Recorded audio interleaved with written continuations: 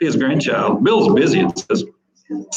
His camera's off. Hey, Brenda. Hope you can hear me good. All right, this is Wednesday night at Harbor Baptist Church. It is 1800 hours, and we're going to get started. We're going to talk about a Bible story that, given my druthers, I would just skip because it's one of those. But anyway, all right. Would be empty, but thank you, Thea, for riding along. And Brenda left me. I don't know. And just show me that baby. That'll be just fine. That'll be just what I need to look at. Anyway, there's two people on the YouTubes. Let's scoot this out. Oh, yeah. Oh, that's a good look. That makes me look like I'm in a church doing something important. Wait a minute. You've got me on the YouTubes back there, don't you? I don't have to be on these YouTubes. I'm going to turn this off. Nah, I'll leave it on. Are you able to stream at the same time, James? Did I break it? Because I forgot. Anybody in the sound room awake? No. Anybody alive? Did I break it? Are you streaming? I'm streaming. I forgot that I didn't have to stream. Let's see what happens when we stream twice. Maybe we'll have twice the audience. I don't know. All right, 2 Samuel chapter 13. Why? Because it comes after 12, hon. 2 Samuel chapter 13. Anybody know what that comes from? 13. Why does it have to be 13? Anybody know what that comes from? Thea left the chat. I'm gonna keep doing it. Huh? 13, the next one in line after 12. Follow 13. Oh, look at that. It's already on 2 Samuel. She goes, hey, it moved up from 14 to 13. And she goes, what, 13? Why does it have to be 13? And he says, it comes after 12, huh? Follow 13. Yeah. 2 Samuel 13. 2 Samuel 13. Mm-hmm. All right. Let's talk about COVID-19 a little bit. I have crunched the numbers, as I always do, and they're horrifying, except they're no different than any other virus than we've faced any other time. The novel coronavirus is acting like every other coronavirus that we've ever had. And I'm not impressed, okay? Am I gonna wear a mask where I have to wear a mask? I'm probably gonna wear a mask in Gun Barrel City and Walmart and look like an idiot, but I'm also gonna wear a ball cap so nobody knows who I am. If I'm in a ball cap and a mask, nobody knows who I am, okay? You have to show them your ID now. Do what? You will? You'll know who I am? I don't know. If I don't speak, if I'm wearing a ball cap and I don't speak to people, then people don't know who I am. I see them coming and they got that look like I'm about to wave at them. I wave and they don't know who I am. And then I speak, they go, oh, it's Brother George. But anyway, I like being incognito like that. But anyway, if you're watching the news, which I am not, I found out today to my horror that NASCAR has had some sort of noose gate, some sort of noose problem. Some sort of get woke, go broke issue. Now, I can't stop watching NASCAR because I don't watch NASCAR anyway. And the reason I didn't know about NASCAR getting in this mess is because I don't watch the news, so I don't know what they're talking about. But anyway, yes, sir. Robert Gossett. The news has been in that particular garage area that was assigned to this driver. Mm-hmm. Long time before he was ever assigned to that. I'm pretty sure there's a noose out in the garage at the church here. We probably ought to go see if some sort of racism is going on out there. All right. Okay, here's the problem with that. Okay. Is racism bad? Yes. All of this hoopla about it is not helping at all. It's not making people more racist, but it's making people who are screaming about it less credible. And once you lose your credibility, you got to have credibility or nobody cares what you're up to. And there's no credibility today at all. What's that, Robert? The second thing that this thing has done is with the mass protest across the country, Yep. has exposed more people to coronavirus than would have if they had been staying at home. I may watch the news in a week and watch them try to figure out how to not blame mass protest on, the spike on coronavirus. Just for the fun of it. But here's the deal. Protests are good. If you want to protest police brutality, you go right ahead. If you want to protest racism, you go right ahead. If you want to break windows and steal stuff, you're a criminal and you need to go to jail. That's all I got to say about that. And I'm not going to back down from that. And you can cancel me if you want to, because I'll still be here. You know, these are my people. We'll be fine. If you remove from YouTube, I'll figure out another way to stream to folks. And my little following will follow over there. But I don't like racism. I don't like racist. I don't think Jesus is racist. I don't think God is racist. I think God made all these races for a purpose. He made them the way they are, and he called them all good. And so we need the human race. That's what I'm thinking. I don't know how white I actually am. I'm going to get tested. Can you test how white I actually am? No, but we got it one test and she is as white as. So how white is she? She like English white? She's like England, England, European? yeah, Welsh, Polish, Irish, all All the Europeans. All the way. You be proud of that. Does that make you any better than any other race? There's a lot of Polack jokes, darling. A lot of Polack jokes. And then they turn them into Aggie jokes. And anyway, but yeah, I'm not watching the news. I'm not seeing what's going on. And I'm not going to apologize for that. I'm glad I'm not, because it's not making me crazy. And I suggest y'all do the same. Just don't watch those liars. They are lying to you. They lie often. They lie for no reason. They lie for an agenda. They're just lying. Hey, Marcy. Marcy has joined the conversation. What a deal. I'm looking at her ceiling. I'm looking at her ceiling fan. Not sure why. Pie shape that's been cleaned up. That's what it is, which is messed up. All right. We're going to look at 2 Samuel chapter 13. In chapter 12, we found, 11 and 12, David loses his mind. He's trusted God for everything. And if God wanted Bathsheba, he should have asked God for her. And I believe God may have given her to him, because Solomon was the child that was going to be born through Bathsheba. This was going to happen. We look at the back history, and what we find is that David jumps ahead and he does this terrible thing. He commits adultery, which, there's not a place in the Bible where adultery is a good thing. He knocks her up, which babies are always a blessing, but he knocks her up. And so now he has to figure out how to cover his sin. So he has Uriah the Hittite murdered, killed. He's the commander in chief. He puts forth orders that, there you go, murder him. So he's got these two big sins. Which sin is worse than the other? I don't know. I would kind of think murder is real bad, but adultery is just one notch below.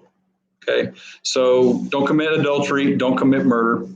And now that baby has died, and there has been a prophecy that David's house is going to fall apart.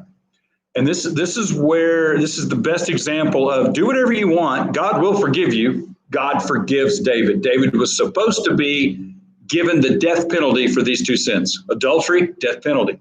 Murder, death penalty. God said, I'm not going to do those things. I'm going to forgive you. So he is forgiven, but he's about to hurt real bad. The law of unintended consequences. We make decisions that, we stand on something. My mask is my civil right. I will not wear a mask in your store. Law of unintended circumstances mean my job now is requiring me to be a mask. I'm going to wear a mask or I'm going to get fired. Okay. Unintended consequences. I didn't know that was going to happen. I didn't know by making this stand that I was going to lose my job. Okay. So I either be flexible and fluid and change my mind, or I go ahead and rock-headedly lose my job and make my family suffer. Unintended consequences. There she goes. When her mother is laying down over the top of her and they're sleeping together. Yeah, Sarah's tired. We got a house full tonight. It's awesome. Got kids in here.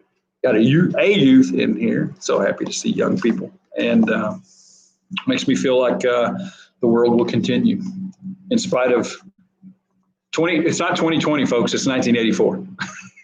We're in 1984. If you haven't read George Orwell's book, 1984, go get it, read it, and do that. But anyway, so where was I? The baby died, and now things in David's life are going to become very, very painful. So the moral of this very painful story is wait on God. And if God doesn't want you to have it, you don't need it. If God doesn't give it to you, it only will bring horror and destruction to your life. Okay? We need to wait on God. God tells us to wait on a lot of things, okay? I don't know if God told, young people to wait till they're 21 to start drinking. I don't know if that's what God said, but that's what Texas says. And statistically, we know the younger people start drinking, the more likely they are to be enslaved by alcoholism. I was actually legal twice. I turned 18, got legal, but I was a Christian, didn't care. And then then I got unlegal again because they changed the law. I had to wait till I was 21. Still didn't care. I was 15. I've always looked old for evidently because Pinkies would sell me stuff. I was the dude who went to Pinkies. But anyway, that caused me a lot of pain, a whole bunch of pain. So if God doesn't give it to us, we do not need it. It's not for us. Is it a big deal? Maybe it's not such a big deal. Maybe it's not a big deal that we go find a way to loophole God and get things that we think he wants us to have. But David really felt this up, and it's going to cost him a whole lot of pain. All right, so 2 Samuel chapter 13. Mine says, okay, I've got my New King James, Robert. My New King James. You'll be able to follow along just a little bit easier now. I do own a King James, but I can't do the these and thous. But mine just says Amnon and Tamar. Now, for me, I have read this story many times. It causes me tremendous pain just to think about it. And yeah, I did study a little bit today. So pain is about to enter David's family in his life. 2 Samuel chapter 13, verse 1. After this, Absalom, the son of David, had a lovely sister whose name was Tamar. And Amnon, son of David, loved her. Amnon was so distressed over his sister, Tamar, that he became sick, for she was a virgin. And it was improper for Amnon to do anything to her. But Amnon had a friend whose name was Jonadab, the son of Shimei, David's brother. Now, Jonadab was a very crafty man, and he said to him, "Why are you, the king's son, becoming thinner day after day? Will you not tell me?" Amnon said to him, "My brother, Absalom's sister." So Jonadab said to him, "Lie down on your bed and pretend to be ill. And when your father comes to see you, say to him, 'Please let my sister Tamar come and give me food and prepare the food in my sight, that I may see it and eat it from her hand.'" Then Amnon lay down and pretended to be ill. And when the king came to see him, Amnon said to the king, "Please let Tamar, my sister, come and make a couple of cakes for me in my sight, and I may eat from her hand." And David sent home to Tamar, saying, "Now go to your brother Amnon's house and prepare food for him." So Tamar went to her brother Amnon's house, and as he was laying down, then she took flour and kneaded it and made cakes in his sight and baked the cakes. And she took the pan and placed them out before him, and he refused to eat. Then Amnon said, "Have everyone go out from me." And they all went out from him. Then Amnon said to Tamar, "Bring the food into the bedroom, that I may eat from your hand." And Tamar took the cakes which she had made, brought them to Amnon, her brother, in the bedroom. Now when she had brought them to him to eat, he took hold of her and said to her, "Come, lie with me, my sister." But she answered him, "No, my brother, do not force me, for no such thing should be done in Israel. Do not do this disgraceful thing. And I, where could I take my shame? Where could I take my shame? And as for you, you would be like one of the fools in Israel. Now, therefore, please speak to the king, for he will not withhold me from you." However, he would not heed her voice. And being stronger than her, he forced her to lay with her. Then Amnon hated her exceedingly, so that he hated her so that the hatred with which he hated her was greater than the love from which he had loved her. Okay, young people, listen to that. I need glasses.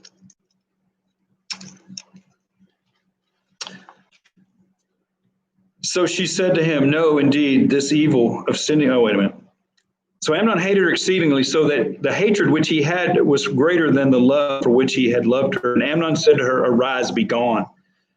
So she said to him, no, indeed, this evil of sending me away is worse than the other that you did to me. But he would not listen to her. Then he called his servants who attended him and said, here, put this woman out away from me and bolt the door behind her. Now she had a robe of many colors, for the king's virgin daughters wore such apparel.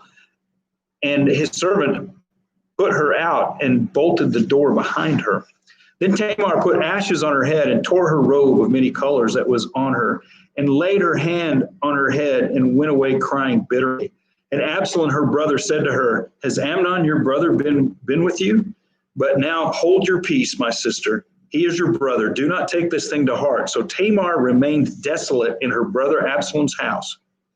But when King David heard of all these things, he was angry, and Absalom spoke to his brother Amnon, neither good or bad. For Absalom hated Amnon because he had forced his sister Tamar. And it came to pass after 2 full years that Absalom had sheep shearers in Baal Hazor, which is near Ephraim. So Absalom invited the king's sons.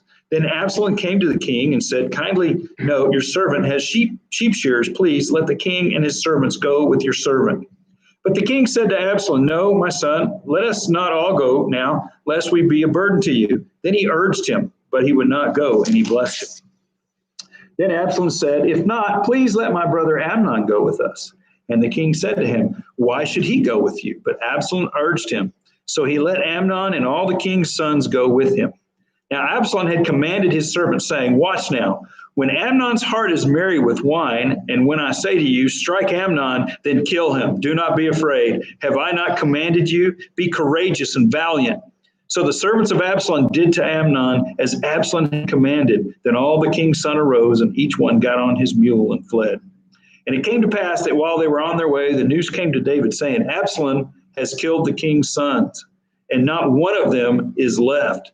So the king arose and tore his garments and lay on the ground, and all his servants stood by with their clothes torn. Then Jonadab, the son of Shimeah, David's brother, answered and said, let not my lord suppose that they have killed all the young men, the king's sons, for only Amnon is dead. For by the command of Absalom, this has been determined from the day that he forced his sister Tamar. Now therefore, let not my lord the king take the thing to his heart, to think that all the king's sons are dead, for only Amnon is dead. Then Absalom fled, and the young man who was keeping watch lifted his eyes and looked, and there were many people were coming from the road on the hillside behind him. And Jonathan said to the king, look, the king's sons are coming, as your servant said. So it is. So it was as soon as he had finished speaking that the king's sons indeed came, and they lifted up their voice and wept. Also the king and all his servants wept very bitterly. But Absalom fled and went to Talmai, the son of Amminahud, the king of Geshur, and David mourned for his son every day. So Absalom fled and went to Geshur and was there 3 years. And the king and King David longed to go to Absalom, for he had been comforted concerning Amnon, because he was dead. All right. A very terrible story. All right. Story of lust, a story of intrigue, a story of stuff going on in our own culture right now. All right, well, let's take it as it comes. First of all, it would not have been unusual for Amnon to marry Tamar. They were half sister, half brother. This would not have been unusual. Unusual. I was about to say they come from different concubines. They have different mothers. Yeah. David is their father. Yeah. Their mothers are different. It would not have been unusual. Abraham and Sarah were half brother and half sister. They shared a parent. I don't know which parent they shared. I can go look, probably their father, because that's how it works. But almost certainly their father, because that's how it works. But it would not have been unusual for this to happen. So again, Amnon jumps ahead of whatever the plan of God would be. And we don't have any it may have been outside of God's plan that Amnon did this. All right. So this is a great lesson for young women and young men who are entering puberty and entering their lives as sexual beings. All right. That drive can cause great sin and great pain. And God has a plan, and we just need to wait on him. Be okay. Just God has a plan. I want you to look at this story and glean from it what's in the mind of a male teenager or male young adult. Yeah. Okay. They'll scheme, they'll do things that'll look right. They'll get people in authority positions to back them up. And then when it's time for them to pounce, it's time for you to pounce right back. Okay. It said Tamar was stronger than Tamar. So the best thing to do is not to get in that position. I tell teenagers all the time, the best time to decide whether or not you're going to have sex before marriage is not in the back seat of a car. You make that decision long before, okay? I mean, when you make that decision, that keeps you from getting in the back seat of the car, all right? The back seat of the car, nothing good happens in the back seat of a car unless you're married. And I will not say more about that. Filter. Keep filtering, all right? So young people need to understand this, especially young ladies. I'm happy that we live in a world where young ladies have a lot more power than they had maybe. Well, they had a lot of power when I was growing up. I'm not sure they have any more power now than they do then. But, you know, there was a time, David, of course, this is the very sin that David has committed. And we weren't privy to the story of David in his bedroom, so we don't know how that all went down, but we are privy to this one in great detail. And this sin is very, very painful, all right? You know, we had a lot of social justice Me Tooing going on for a long time, and that's probably a good thing. Probably not anything wrong with any of that. Women who are in a position of submission to powerful men need to have an outlet for when they do stupid things with their sexuality. All right. So this story is 2,000 years old, and it speaks to that whole situation. It's important. Unfortunately for Tamar, I think it gets better for her. It seems like there is some sort of comeuppance for Tamar, but in her culture, to be a virgin raped is to be almost a death sentence. To live in disgrace for the rest of her life, and I'm glad that has kind of gone away. There's opportunity in our culture for women who find themselves in this position to live absolutely perfect lives, to live absolutely normal lives, to let that sin perpetrated against them that's not their fault in any way and have it left behind. And God can do great things through folks like that. A lot of stories I can tell you about that, and I'm just not going to. So, but this whole situation where, and I've read this many, many times, and it always sticks in my craw, where Amnon hated her more than he loved her. What a trash human being Amnon became. I'm just going to say it, a trash human being. Am I being judgmental and human? Yes, I am. In my total humanness as a father, as a grandfather, as someday a great-grandfather, this is a trash human being. Then he got what was coming to him. Sorry it took 2 years. All right.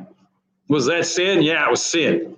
But, you know, can I applaud it as a person consuming literature? Yes, I can.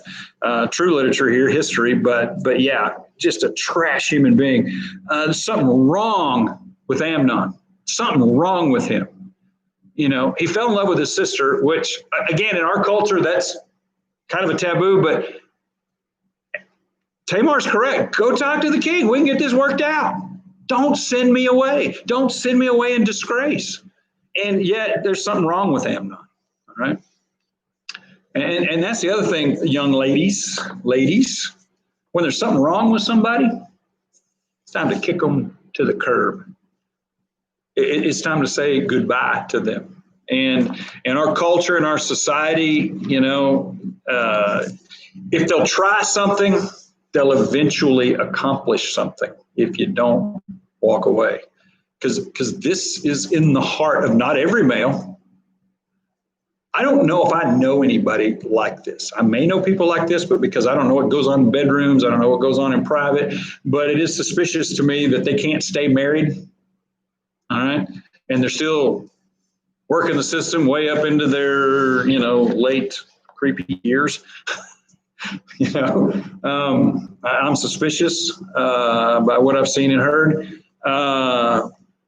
But for that percentage of males who see this not as a relationship, but as an event and a conquering event, I think they should just live alone for the rest of their lives. Suits me. All right. Because there's something to be said for long-term, patient waiting.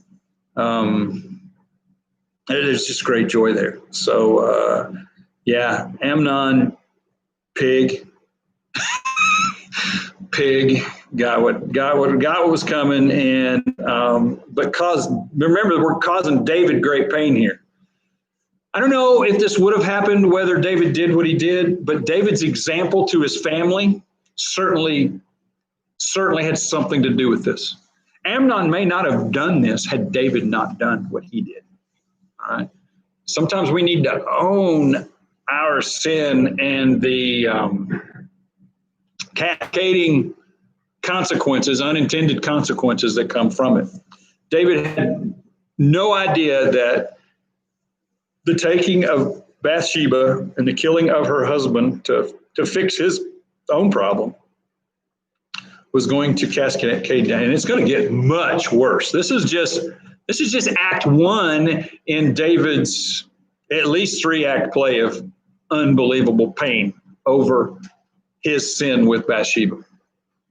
Even though we got Solomon, even though we have the son of the promise, we have the son of the covenant, we have God working out his plan in a kind of an alternative way. But all this other stuff was not necessary. All right. So Tamar puts the ashes on her head. She tears her robe. It's very obvious that something has happened to her, and her response. Everybody knows what happens. They left her alone with Amnon. She comes out disgraced. He raped her. That's what happened. And it gets back to the king. And what does he do about it? Absolutely nothing.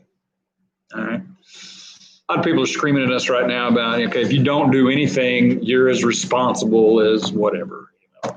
And we can only do what we can do. And nothing is probably not an option in a lot of this. Some of the things we may be asked to do in the near future or far future, or hopefully future that's only imagined in my own terrified mind.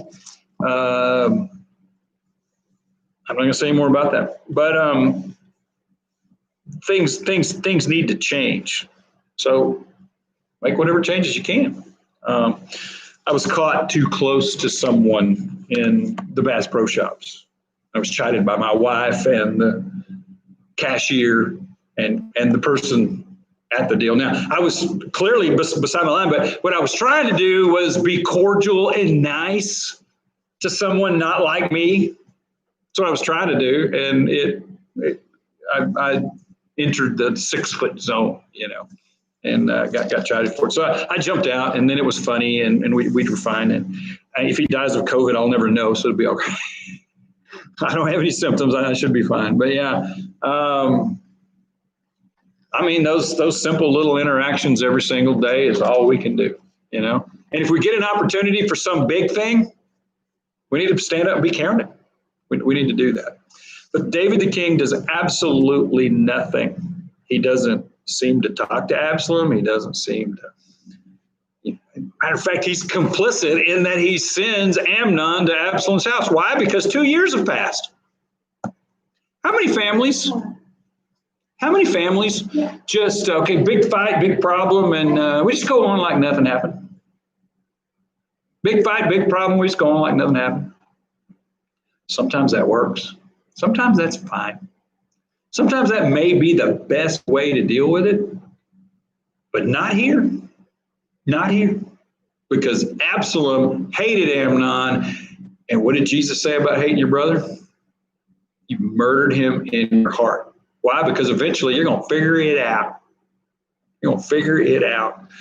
So Absalom plans, Absalom makes a plan, Absalom waits. Unlike Amnon, who couldn't wait, who didn't wait, and found out that because he does this thing, he now doesn't feel the way he thought he felt, which is just insane to me.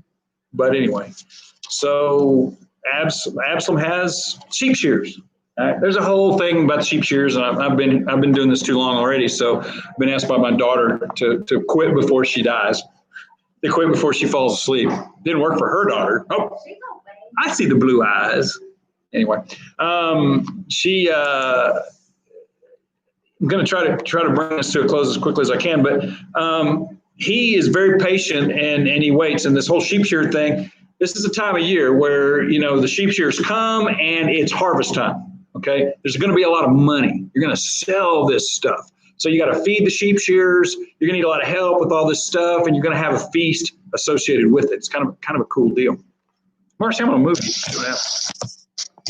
What happens is it doesn't work. All right, anyway. I thought I could put that up there. I probably could. I'll try. I'll work on that. So the sheep shears come. There's this feast and stuff, and Absalom wants everybody to come because he wants to kill Amnon in front of everybody. Everybody doesn't come, but all the sons come. And then there's this rumor that after Absalom has his servants kill him, I'm not sure why Absalom didn't kill him himself. If I hate somebody real bad, I kind of want to do it myself.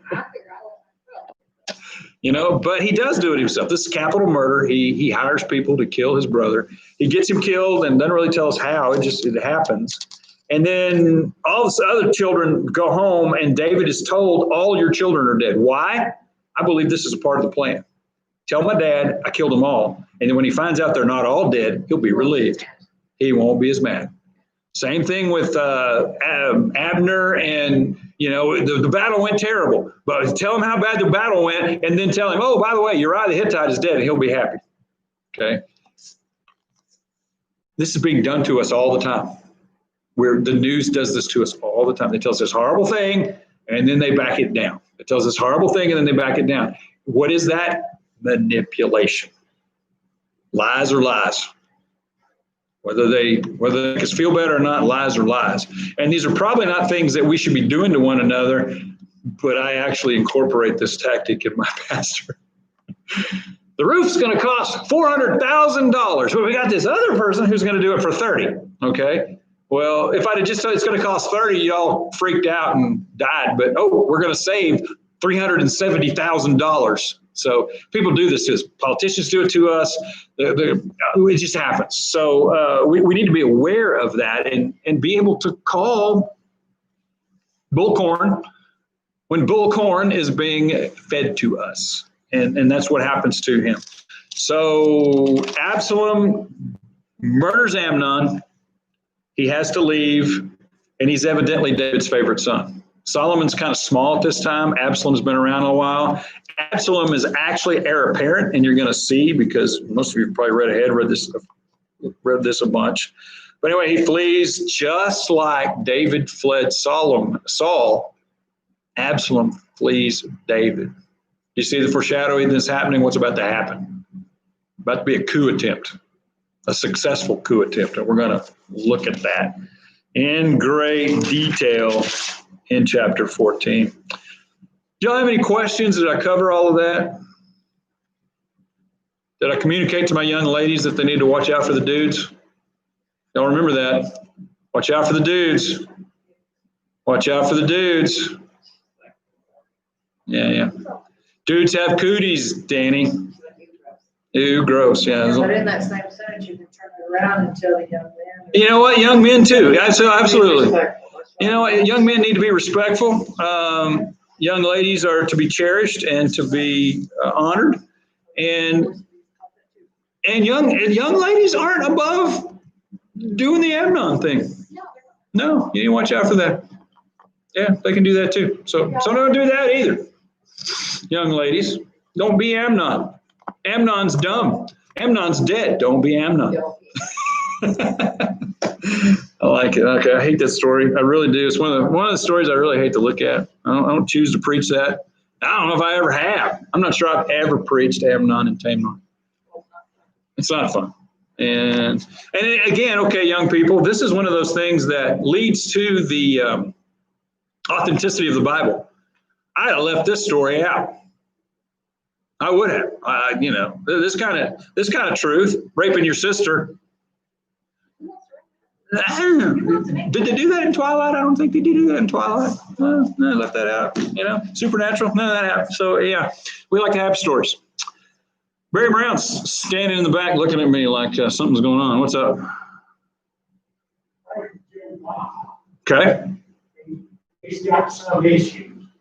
I don't know what it I is. saw some on Facebook about he didn't say, but yeah, we can pray for Joe Blaha.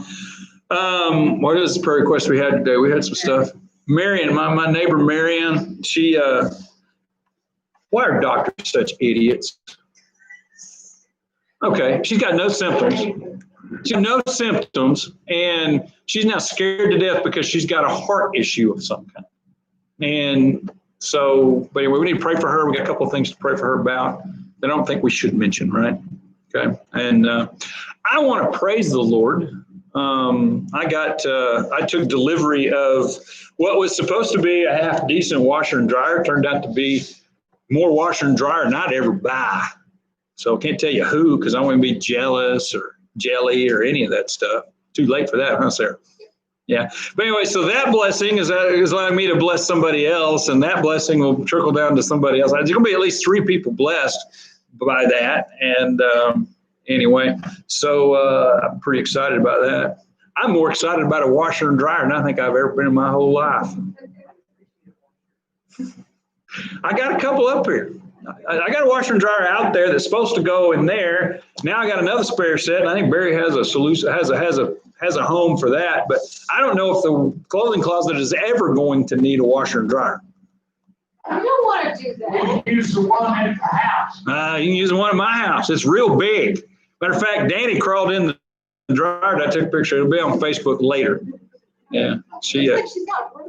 she wants to make it her. She can put a picture up. Maybe put the love seat in there. They love sick. We wanted to put her in the washer because the washer's huge. But anyway, it was a real blessing. I praise God for that. So anyway, and what I really like about it is the trickle down blessing. Because our washer and dryer was not too bad. We bought it on Facebook Marketplace. Found it in some dude's barn. Bought it for his kid who didn't ever use it because he let mama wash his clothes. College student. But anyway, it's a Roper. Pretty good stuff. Doesn't squeak like the one out there does. Holy cow. But anyway, there are washers and dryers laying around. I got a stove out there too. Anybody need a stove? Gas stove? It's terrible, but it needs to go. All right. Joe Blaha, praise the Lord. Marion, anything else we need to pray about? Marriages, young people. The tenacity and bravery to blay a boy's nose. That's what I'm praying for young girls.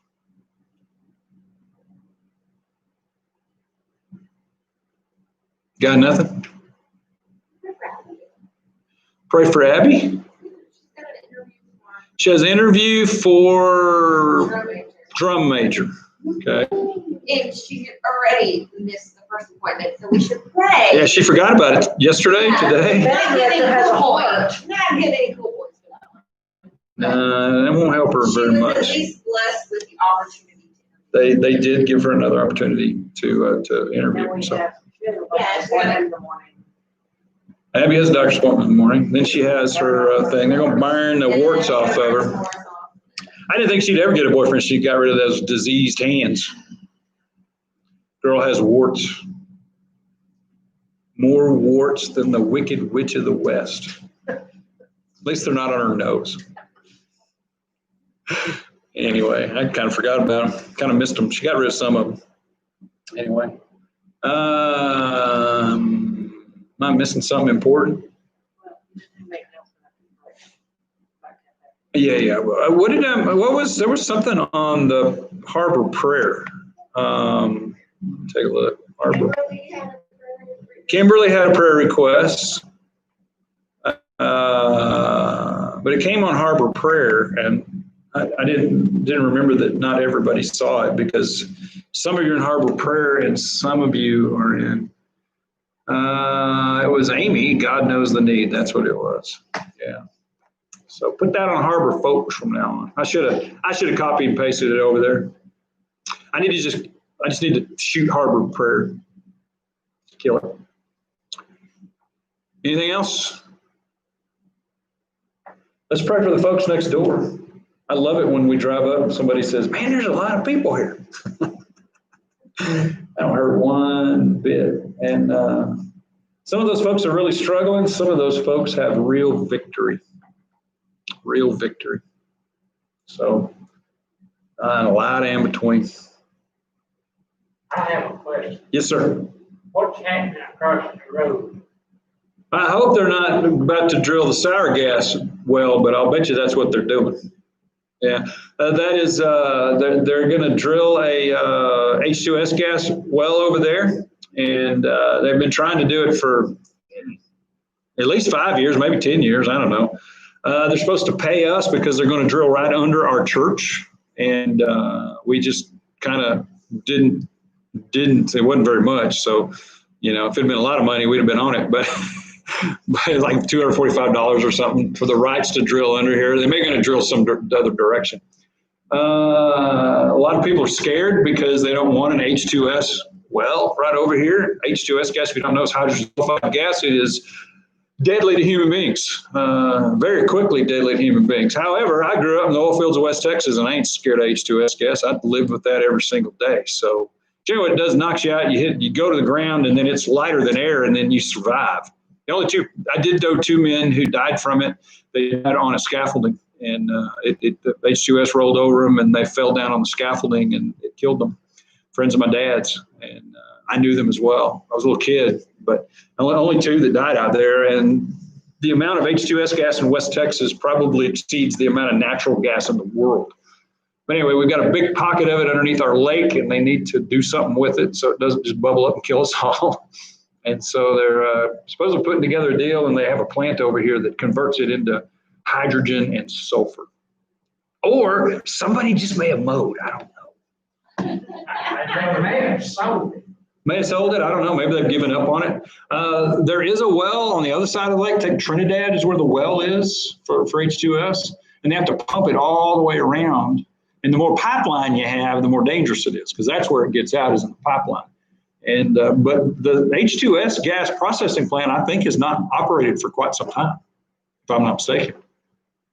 It's still running. Have you seen the flare over there? I don't know. Have you gotten calls about that flare at 911? Because every time that thing lights up on a cloudy night, people think, Well, not huh? That's right, you don't work nights anymore. Anyway. Yeah, that's what could be going on. I don't know. I had some people come by about a year or 2 ago, and they wanted me to post these signs about what to do if there was a H2S gas leak, which we're so close to it. It actually it's a cone. So we're so close to it, you just have to walk around to the other side. Whichever way the wind is blowing, you just go that side. Their suggestion was shelter in place. Which means die right here. I know when they broke loose, he killed some cattle, didn't he? Buried. It probably did. I don't know. When I first heard about it, I had people up in arms about it, and I said, I've lived with H2S gas my whole life. I literally grew up in an H2S gas field. It smells really bad. It smells like rotten eggs. Although if you can smell it, it's not dangerous. If it hits you and you don't smell it, you're just dead. I mean, it knocks you out because your body can't handle it. But anyway, it's not painful as far as I know. I never had any problems with it. It never burnt me or caused any kind of problems. But that is what may be going on. They actually dug the sludge pits for a while. I recognized all that. They're about to drill a well, and then all of a sudden it stopped. So I believe it's Chanted Oaks keeps suing them to get it stopped. And I don't know if they quit or times have changed or what's happened, but I'm not worried about it. If they drill that well over there, it will probably be fine. It probably will be. It's not real difficult to contain a gas well. It's not real complicated. So I'm not worried about it at all, but I'm hoping they just mow it over there. There's a house being renovated over there and another house being renovated over there. And, maybe they're going to put the highway, maybe they were going to get rid of this nasty curve for a while. And not sure what's going on, but we'll just watch it. But if they drill a well over there, it will be just fine. It will. All right. Anything else? It's too late to let you go early. Let's pray. Father, we pray for our lost sheep. Folks still having a hard time figuring out how to make their way back to your house. And Lord, we just ask you to convict us because that's all you can do. But God, it's tough to feel safe right now amidst of rising numbers and a media that sensationalizes it and makes money from it. God, we just ask you to bring justice to all of these things. And Father, we lift Joe Blaha to you. We lift Amy's to you. We lift our community to you. And God, where we can be more racially integrated and reconciliatory, whatever, it's not a word, but where we can be reconciled with other human beings, Father, may we do that. Maybe just subtle change in attitude, maybe big changes in attitude. Father, I pray for racists that they would be convicted of their sin. God, you said if you hate your brother, the love of God does not exist in you. So God, we pray that we would love one another. And God, may we be a part of the solution, not a part of the problem. God, we just ask you to do all these things. In Jesus' name, amen. See you tomorrow. Oh yeah, I got someone else. I'm going to change my sticky. Watch that sticky. I'm going to just edit that sticky at the top of Harbor Church's page. I have permission now to train my kitchen folks in disaster relief food preparation, which will make it very safe if they follow those precautions, because that's the whole point of disaster relief feeding is we feed people, but we don't kill them while we're doing it, which we've never done. We never made anybody sick. But cafe is going to have to be postponed for a bit. We're going to have to cool our jets on that. I was told by someone who was told in a joking manner that we were going to have cafe regardless in a week, and we didn't take it as a joke. We thought, okay, well, they're going to do this, so I guess I better figure out how to support it.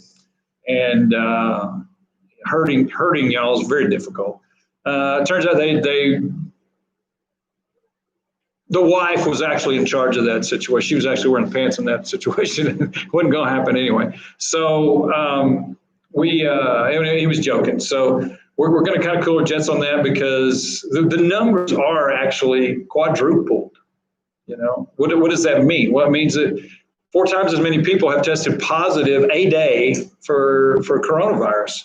The death numbers, however, have only risen slightly. However, the death numbers follow about a week or two, maybe a month behind the rising. We have instant tests now that we didn't have before. We're testing. 20 tests a day. Oh, so you weren't doing 20 tests a week?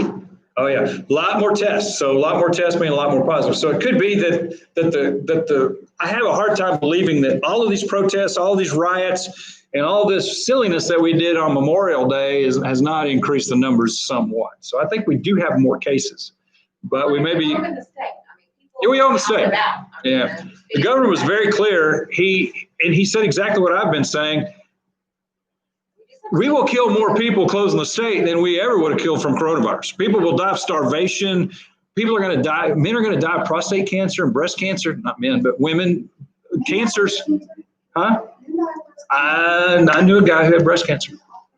Skinny dude with no boobs. We've got to operate as well. Yeah. Yeah. We have to do this because, I couldn't go get a PSA. Not that I wanted one. I certainly didn't want the other thing. But, we're not going to the doctor like we're supposed to. So people are dying from that. And, people are out of work. They're crazy. They're losing their minds. I'm counseling like nobody's business. It's unbelievable. The stress that people are under right now because they can't work and they're cooped up with their family. I love the meme that says, if we have a second wave of coronavirus, do we have to be quarantined with the same people we were quarantined before? I say no. Oh, I lost this one. Well, I guess I'm on Facebook because my phone died. All right. But anyway, so yeah, the cafe is going to be postponed indefinitely. And that doesn't mean forever. It may mean not figure out a way to get it open tomorrow, but right now I don't have a solution for that. So actually I do. I know exactly how it will work. It's fine. Disaster relief people have been serving food that will be fine in this COVID environment. But sausage, egg, and cheese biscuit. That's my good McDonald's. Oh, if you don't look at that egg, it's fine. Just don't look at the egg. No, don't look at the egg. Don't look at Walmart eggs. Don't look at McDonald's eggs. Yeah, the kids brought one home and somebody did an autopsy on their sandwich. And I went, those eggs look terrible. Ah.